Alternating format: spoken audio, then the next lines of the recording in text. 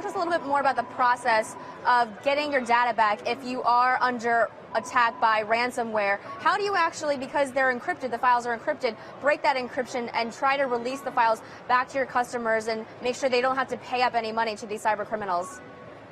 Yeah, that's a great question, and the world is changing so dramatically. Data is power, and encrypting that data or publishing that data is really the criminal's intent, because now they can extort you for millions of dollars. I mean, we've seen tens of millions of dollars from many of these companies.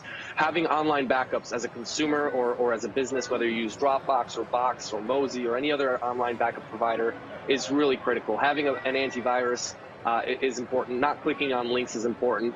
If you're really looking to get your data back, you know, an online backup is the most obvious place to get it.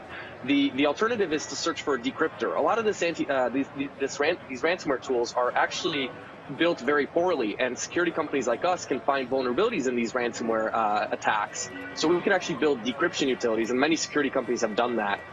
But it's not a great bet, unfortunately. You know, a lot of them are built well. And then the last thing is, look, unfortunately, you can pay the ransom. If you have been working on a PhD thesis for the last year and it's a $500 cost to even get a 25% chance of getting your files back, you know, that is the absolute worst case scenario. And the FBI has come out and said, do not pay that ransom. I have a different stance. If it's something life critical or something that you cannot get back and you're willing to take that shot, you know, it's something that I would do if I had something very, very personal or dear to my heart encrypted by ransomware.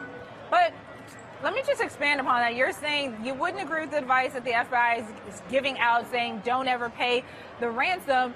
To your point, though, if you pay the ransom, how do you know that what you're getting back hasn't been, you know, there haven't been copies made? Or that they won't do it anyway. Yeah, as we know, yeah, Black Mirror, that episode was awful.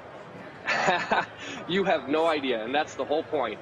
It is a really bad situation out there, especially with ransomware. These criminals continue to be innovative, and you know, I would never advise to pay the ransom, of course, if you have backups, or if the data can be lost. But if you're talking about something that's, you know, 2 years of work, a PhD thesis, for example, I use that example with a lot of people. If this is something you just cannot get back, and the criminals have taken it, and it's, you know, it's $500 or $400 in Bitcoin, wouldn't you do it? I mean, that's kind of the human nature is, you know, you need that information back.